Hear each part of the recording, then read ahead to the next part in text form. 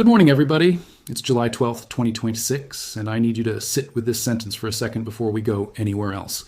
The United States ambassador to Israel just confirmed on camera that there was a specific, detailed plot from inside Iran to kill the sitting president of the United States. Not a general threat, not the usual chanting we've heard for 4 decades. A plot, but detailed enough that Mike Huckabee looked at a Fox News reporter this week and said Israeli intelligence tipped off the American side that there was a very specific plan designed to take President Trump out. That's the ambassador, not a pundit, not an anonymous account, the actual United States ambassador to Israel. And then he said something that I think ends up being one of the most repeated lines of this entire war. When asked whether you can actually cut a deal with a country that's threatening to kill your president while you're negotiating with them, Huckabee didn't dodge it. He basically said, it's hard to make a deal with somebody who's telling you out loud in public that they want you dead. So today we're breaking down exactly what happened, in order, because the timeline here matters more than almost any story we've covered this year. We're going to talk about the funeral banners that started this latest wave. We're going to talk about the Israeli intelligence handoff. We're going to talk about why Trump got off one Air Force One and onto a different one in the middle of a trip home from NATO, and why that decision is still being picked apart days later. We're going to talk about the 1,000 missiles post, and then we're going to talk about what actually happened militarily after all of this, because rhetoric is one thing, but 90-plus targets getting hit in 48 hours is a different thing entirely. And if any of this is new territory for you, or if you're the type of person who wants the full picture instead of a 30-second clip with zero context, that's exactly what this channel does every single day. So do me a favor right now before we even get into it. Hit subscribe and tap that notification bell, because this story is moving fast, and I don't want you finding out about the next escalation 12 hours late from some random clip on your feed. You want it here first, with the context attached. Let's start where this specific wave of tension actually starts, because you can't understand the assassination plot story without understanding what happened in Mashhad first. Iran just buried its supreme leader, Ayatollah Ali Khamenei, who was killed earlier in this war. The funeral stretched across roughly a week, culminating when his body was transported to its final resting place at the Imam Reza Shrine in Mashhad, which happens to be Khamenei's own birthplace. Funerals for supreme leaders are always massive, choreographed, state-run affairs. That's not new. What was new, and what's now been reported by multiple outlets and confirmed independently by photographers on the ground, is what the mourners were carrying and chanting. There was a banner, a literal banner, carried through the streets near the shrine that said, in plain English, "We will kill Trump." Not implied, not coded language you need a translator to decode. Written out in English, so the entire world watching the footage would understand exactly what it said. Crowds were chanting "Death to America" during the procession, which is baseline Iranian state theater we've seen for decades. But mixed into that were open calls specifically for Trump's death. And reporting indicates some placards named other American officials too, including the vice president. Now here's where I want to slow down, because this is the part people rush past. A crowd chanting something during a stage-managed state funeral is not, by itself, proof of an operational plot. Iran's regime has a long, well-documented habit of performative rage, rhetoric meant for domestic consumption, meant to look strong for a population that just watched its own supreme leader get killed in a war it's currently losing on multiple fronts. So, on its own, banners and chants are exactly what we'd expect from a regime trying to project strength at its weakest, most exposed moment. But this time it didn't stay symbolic. Within days of that funeral, Israeli intelligence delivered a warning to the United States that took this from state theater to please move the president to a different aircraft. That's the jump we need to walk through carefully, because it's the actual engine of this whole story. Here's what we know, sourced directly from multiple outlets, all published within about 24 hours of each other this week. Israel shared intelligence with the United States, indicating that Iran had recently devised a new plan to assassinate President Trump. 2 separate sources described it to reporters. One source said the warning itself came in that week. A second source added something I think is actually the most important detail in the entire story, that the U.S. had already been picking up what one source called a steady drumbeat of intelligence about possible plans against Trump for weeks before this. In other words, this wasn't the first warning. It was the first warning described as specific. The report that broke this particular story described it as a fresh plan. Ambassador Huckabee called it a very specific plot designed to take out the president. Those are the ambassador's own words, confirmed publicly, not an anonymous leak. Now, I want to be straight with you about what we don't know, because a channel like this only works if I tell you the truth. Even when the truth is, we don't have the full picture yet. The exact operational details of the plot, who was involved, what method, what timeline, have not been made public. Sources indicated the U.S. hadn't independently vetted the Israeli intelligence and wasn't already tracking this specific plan before Israel flagged it. That's a meaningful caveat. It means this is credible enough that the US government treated it seriously, changed the president's travel plans around it, and had an ambassador confirm it on camera. But it has not yet been laid out publicly the way an indictment would lay out a foiled plot with full evidentiary detail. There's also a wrinkle worth flagging honestly. Some American officials suggested the timing of Israel's warning could partly be an effort to influence Trump's decision-making as he was weighing whether to escalate military action against Iran. Israeli Prime Minister Netanyahu has been openly skeptical of Trump's diplomatic track with Iran, and the two leaders have reportedly clashed over Israeli military action in Lebanon. So there's a layer here where you have to hold two things at once. The threat itself appears to be treated as real and serious by the people whose job it is to protect the president, and at the same time, intelligence sharing between allies during an active war is never happening in a political vacuum. Both of those things can be true simultaneously, and honestly, that's more useful to you than picking one narrative and running with it. What isn't in dispute is Trump's own reaction, and that's where this gets even more direct. While all of this was unfolding, Trump was in Ankara, Turkey, for the NATO summit. And when reporters asked him directly about the threats against his life, he didn't deflect. He leaned into it. He said they want to take out the U.S. leader, meaning him, and that he'd seen that morning he was on every single one of their lists. He added that he'd been a bit lucky so far, but that luck doesn't always last. He called the people behind these plots evil, sick people, and said that kind of threat is a cancer that has to be cut out early. That's about as blunt as a sitting president gets in real time, on camera, about credible threats to his own life. And it's a noticeably different register than the usual carefully hedged language you get from a White House press office when a threat is still being assessed. And it lines up with earlier reporting that's been circulating that Trump had reportedly left instructions that if he were ever assassinated, the response should be a level of bombing against Iran the country has never seen. I'll flag that one specifically as reported commentary that's been circulating rather than something I can verify word for word, but multiple outlets have referenced it as part of the broader posture Trump has taken throughout this conflict. Then came the post that's arguably the loudest single statement in this entire chapter of the war.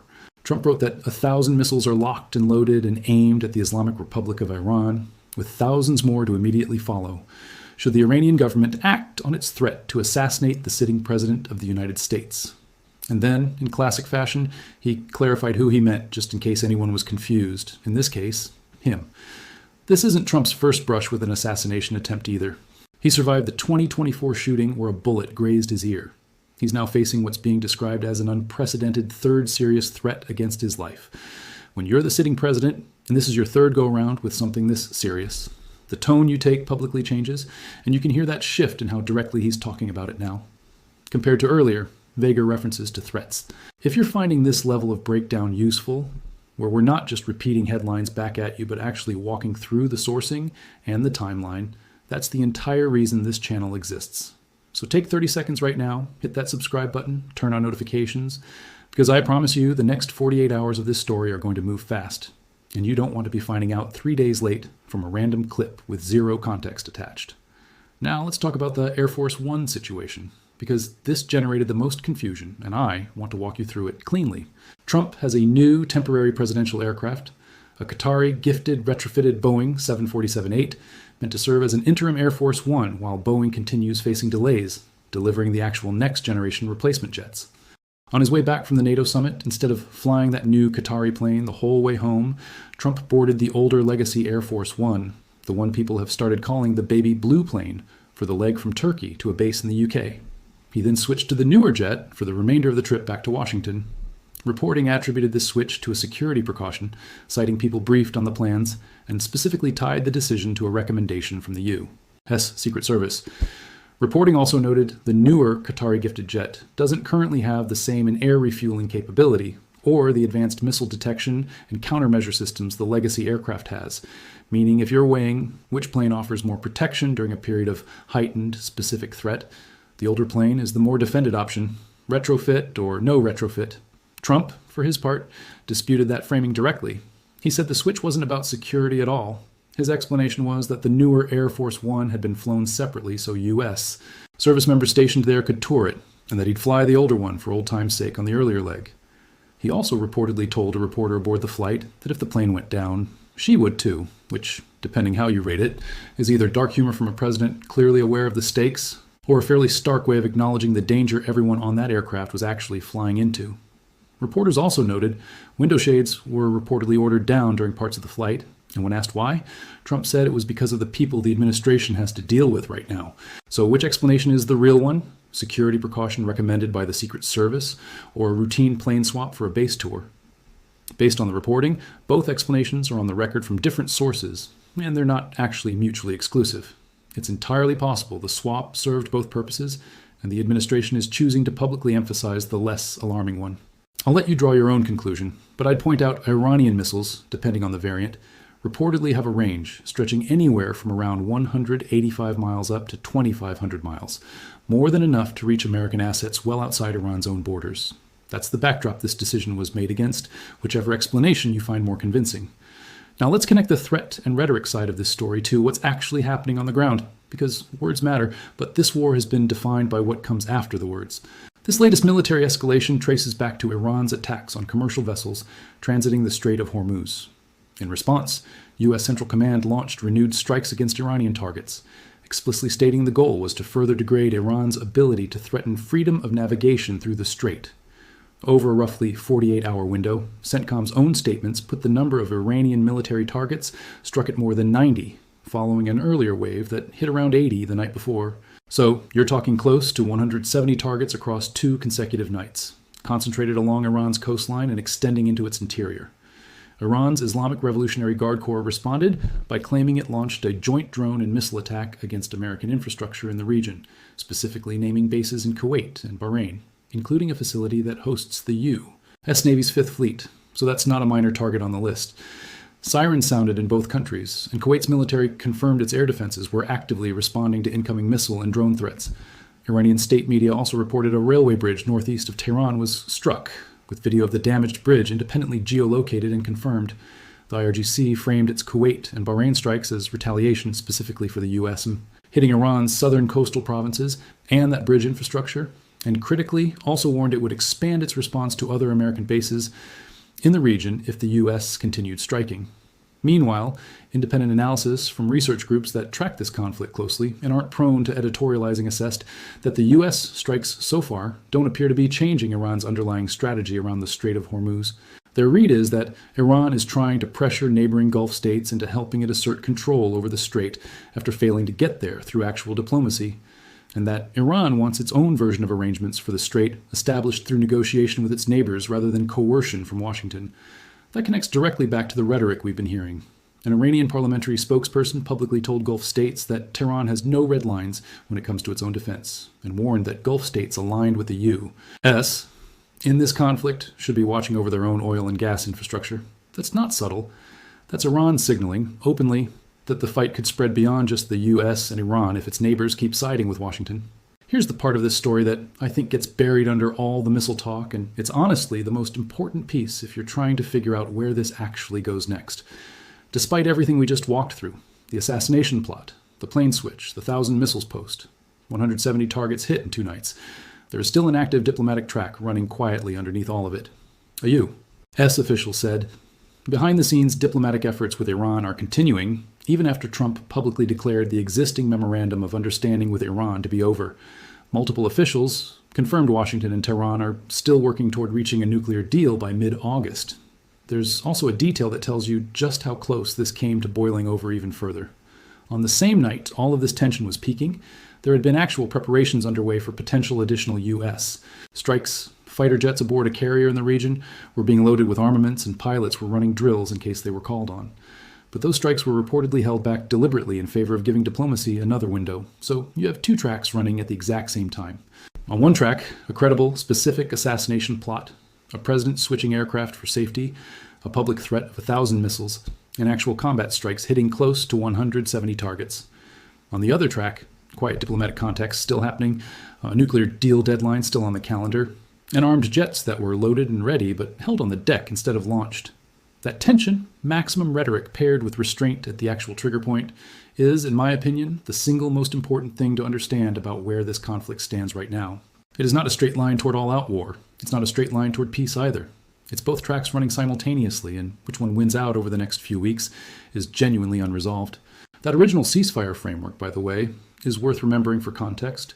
It was the memorandum that reopened the Strait of Hormuz toll-free for a 60-day window, following a truce that began back in early April after fighting first broke out at the end of February, Iran has maintained that document still gives it a role in managing shipping through the strait, which is part of what's fueling the current standoff.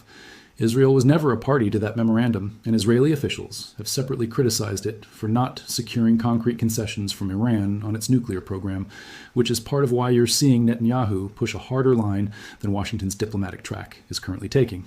If you want to actually understand how this ends, not just react to the next headline.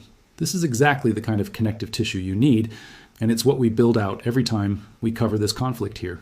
So if you haven't already, subscribe now, because we're not going anywhere, and this story absolutely is not over.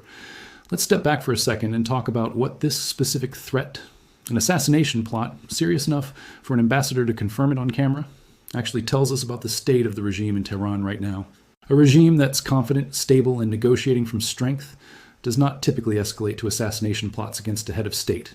It's simultaneously sending back channel messages to about wanting a deal.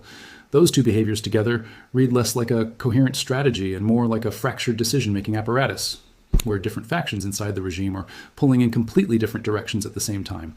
That lines up with other reporting about Iran's command structure being in serious disarray following the deaths of senior political and military figures earlier in this war. When you lose that many senior decision-makers in that short A window, you don't get a unified regime speaking with one voice. You get competing power centers, each trying to prove it's the toughest, each making its own promises to its own domestic audience, sometimes without full coordination with whoever's supposed to be running overall strategy.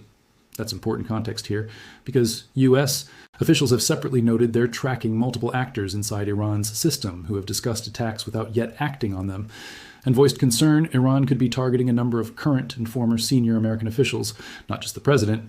If you're picturing one supreme command issuing a single deliberate order, the reporting doesn't really support that picture. It looks more like several different threads of hostile intent, some more developed than others, all surfacing at roughly the same time, which is genuinely harder to defend against than a single centralized plot would be, because there's no one thread to cut. One more thing before we wrap this part up, because I think it actually calms a lot of the panic that shows up in the comments every time a story like this breaks. This is not the first time Iran has been directly, formally tied to a documented plot against an American official. Back in 2024, the Department of Justice unsealed criminal charges detailing an active murder-for-hire plot directed by the IRGC. Before that, in 2022, federal prosecutors charged an operative in connection with a bounty plot targeting a former national security advisor and a separate, parallel bounty tied to a former Secretary of State. Those were real, prosecuted cases, not rumors, not vague chatter, actual federal charges with actual evidence attached. The point of bringing that up isn't to make this new plot feel less serious. It's the opposite. It shows you that when the US government has solid, corroborated evidence of an Iran-linked plot, the pattern is that it gets prosecuted publicly, with real names, real charges, real detail. That's the benchmark this current story hasn't reached yet. Right now, we have Israeli intelligence, described by officials as specific and fresh, and we have an American ambassador confirming it existed. We don't yet have the kind of public evidentiary rollout we saw in those earlier cases. That could still come. It might already be happening quietly while investigators build a case instead of talking to reporters about it. But as of today, that's the honest gap between what's public and what's confirmed. And I'd rather tell you that gap exists than pretend this is a closed case when it isn't. It's also worth remembering Iran's hostility toward Trump personally didn't start this week, or even this year. It traces back to January 2020. When a U.S. airstrike killed a senior Iranian military commander during Trump's first term. Iran has publicly vowed retaliation for that strike ever since, across two different Trump administrations and one administration in between. So when people ask why Iran seems so specifically fixated on this one president, that's the root of it. Years of an open, publicly declared grudge that predates almost everything else we've covered in this current war. Let's talk for a second about what this two-night strike package actually looked like on the ground, because the target list itself tells you something the rhetoric doesn't. CENTCOM's strikes weren't randomly scattered across the country. They expanded geographically and deliberately, moving along the coastline through multiple port cities and reaching as far as a deep water port on Iran's southeastern coast, one of the only maritime outlets Iran has that bypasses the Strait of Hormuz entirely. If you're trying to read the strategic logic behind that, it isn't just about punishing Iran for the ship attacks. It's about systematically narrowing every alternative Iran has for moving oil, moving military supplies, and projecting naval power outside of the strait itself. Alongside the coastal strikes, there's confirmed reporting of a rail corridor being hit as well, the same corridor that connects Iran to China and Russia through Central Asia, which is the physical route Iran would use to bring in supplies and equipment from its remaining allies. Iranian passenger rail service on that route has reportedly been suspended entirely since the strikes. So in a single 48-hour window, you're looking at Iran's alternate port, one of its rail lifelines to its two biggest remaining partners, and a meaningful chunk of its coastal military infrastructure all being degraded at once. That is not incidental damage. That is a deliberate attempt to remove Iran's ability to route around the pressure it's currently under in the strait. It's also worth understanding briefly what's been reported about the platforms involved, because it helps explain how the U.S. is able to execute a strike package this large, this quickly. Reporting in CENTCOM's own released footage point to a layered approach, aircraft designed to hunt and suppress enemy radar and air defense systems going in first to clear the way, followed by strike aircraft carrying precision-guided munitions, ranging from 500-pound to 2,000-pound class bombs depending on whether the target is fixed infrastructure or something that needs a more precise, laser-guided approach. Longer-range standoff weapons and ship or submarine-launched cruise missiles are also reportedly part of the mix, which lets the U.S. boss hit targets deep inland without aircraft needing to fly directly into the most heavily defended airspace. None of this is confirmed platform by platform for every single strike. CENTCOM hasn't released that level of detail publicly, but the pattern described across multiple strikes over the two nights is consistent with a coordinated suppression, strike, and standoff approach rather than a single type of aircraft doing all the work alone. There's also a Kurdish dimension to this broader Iran story that doesn't get nearly enough coverage, and it matters here because it speaks directly to how fractured Iran's internal security situation already was before any of this assassination plot news broke. Over recent months, Kurdish opposition groups operating in Iran's western mountains along the Iraq border have reportedly carried out a rising number of small unit engagements against Iranian Revolutionary Guard forces, and Iran has responded with hundreds of its own strikes into Kurdish-held territory in northern Iraq without meaningfully suppressing the activity. Reporting describes this as a genuinely difficult tactical problem for Iran: mountainous terrain, limited road access, and opposition forces embedded in tunnel and cave networks that airstrikes struggle to meaningfully affect. Combine that Western Front with a regime that just buried its supreme leader, with senior commanders reportedly avoiding public appearances out of their own security concerns, and now with a credible assassination plot against a foreign head of state layered on top, and you start to see a fuller picture of a government that is being pulled in multiple directions, internally at the exact same moment it's trying to project strength externally.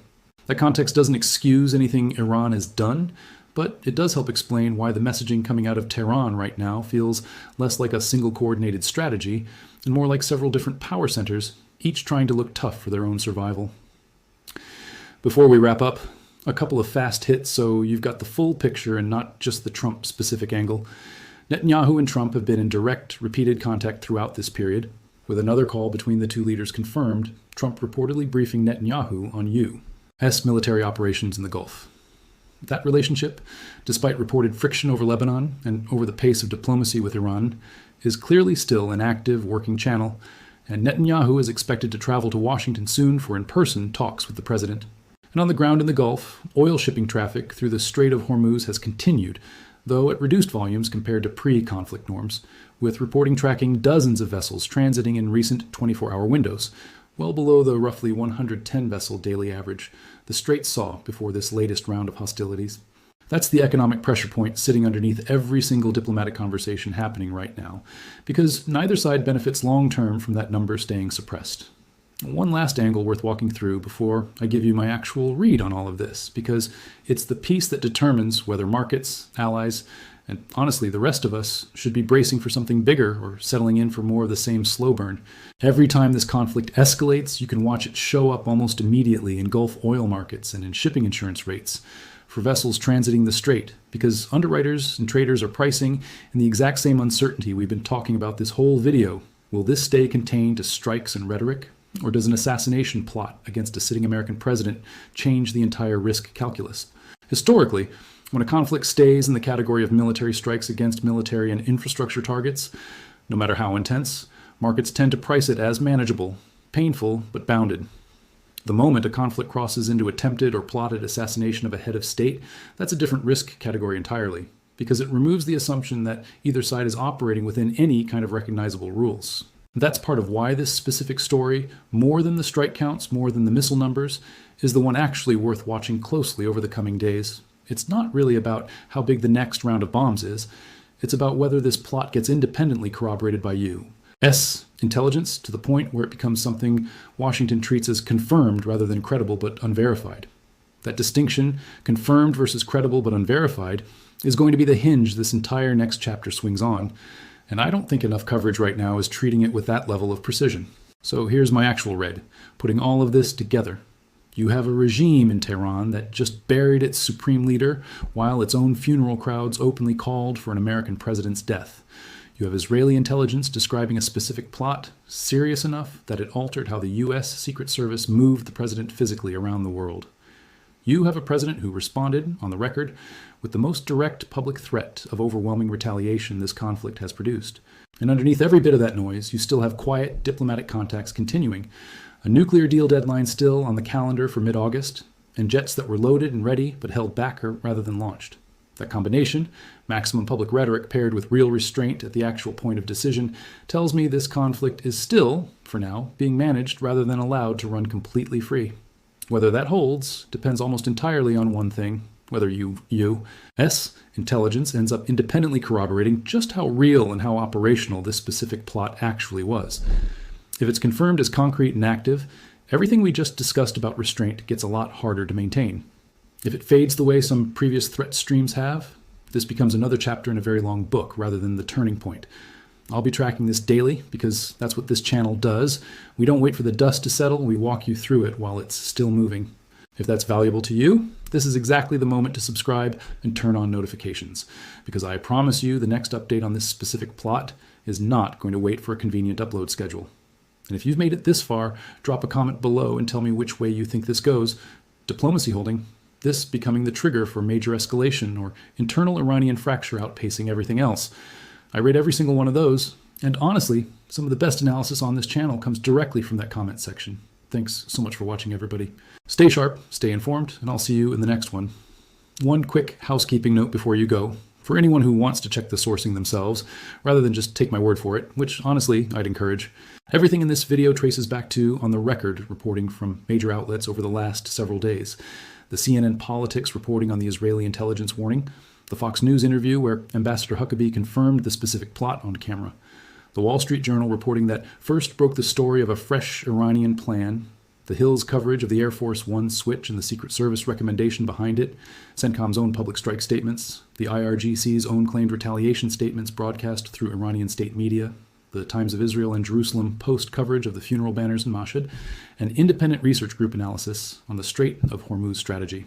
I don't say that to pad the video. I say it because in an information environment this chaotic, with this much at stake, you deserve to know this wasn't pieced together from vibes and speculation. It was built from what's actually been confirmed, with the gaps between confirmed and unconfirmed pointed out to you honestly along the way. And that's the standard I'm going to keep holding this channel to every single time we cover this war.